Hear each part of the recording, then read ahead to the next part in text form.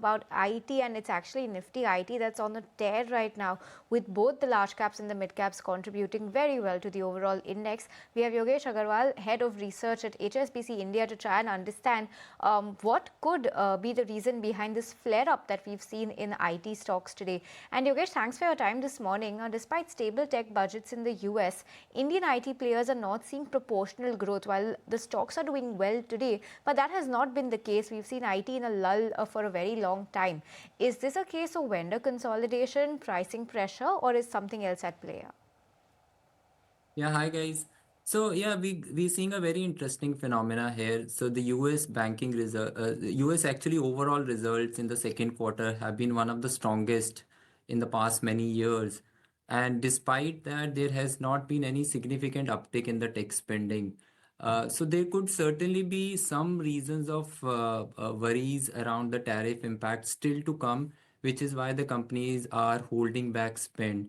But on the other side, there could also be some structural reasons. Productivity has increased quite a bit since the cloud adoption, and now there is some impact of AI as well on some deflationary impact of AI as well.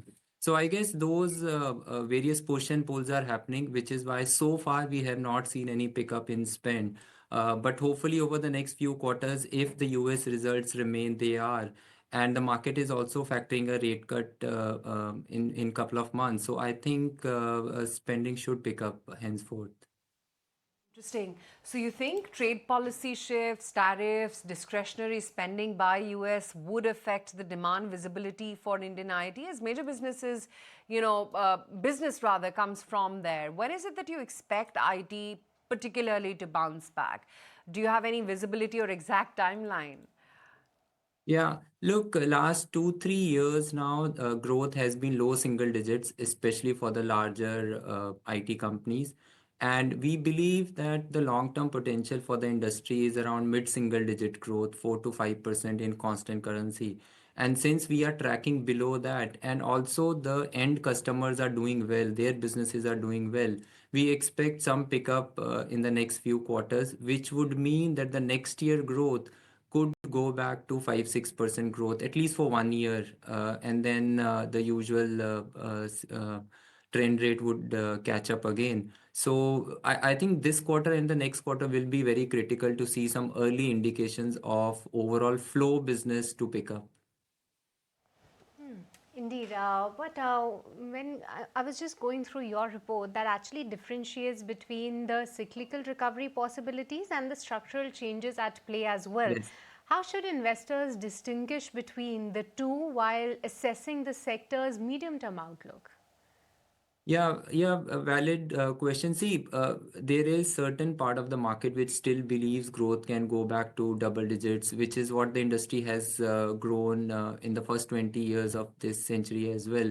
Our belief is there are these structural issues why growth may never go back to double digits now. To start with, the base itself is very big. We are now 230 to 40 billion dollars of industry, which is probably 25 to 30% in terms of volume share. So it's very tough to grow at that pace now.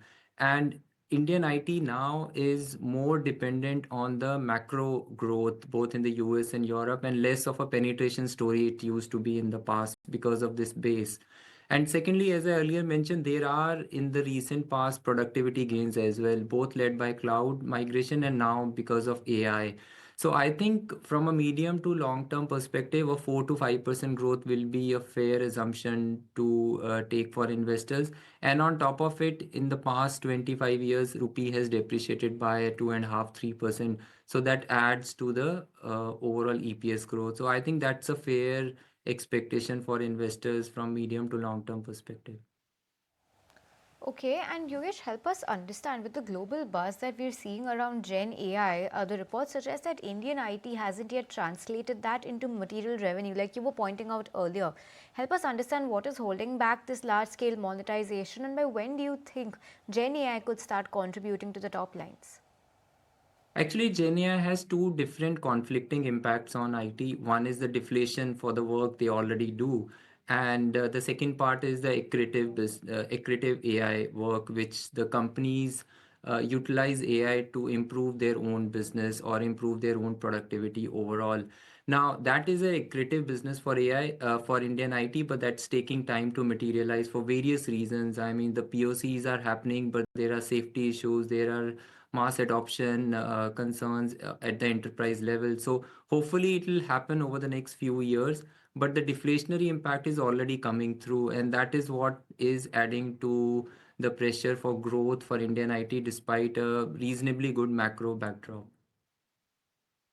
Right. But given muted growth and high valuations relative to what some of our global peers cherish, should investors re-rate the Indian IT sector further downward, or do you think there are select opportunities emerging now? Yeah, I mean, this is the first time there are idiosyncratic company nuances as well, especially in the mid-tier. There are companies growing from probably flat to even 20-25%. So there are these selective opportunities investors have. But I also believe there will be company-specific issues as well going forward. So especially in the mid-tier, maybe it's more prudent to have a basket approach rather than one stock. But in the larger tier space, it's an interesting time that the growth difference is not much. It's probably 2-3% across companies, but the valuations are totally converged. Almost all the companies are trading at absolutely the same valuations, but they look reasonable now. I mean, both in context of the last 10 years average, also in context of relative to the Nifty valuations, which in the past was at premium, now almost converged, and also considering the cash flows and the dividend yield, I think the current valuations could sustain, and therefore we don't see a material downside risk to valuations.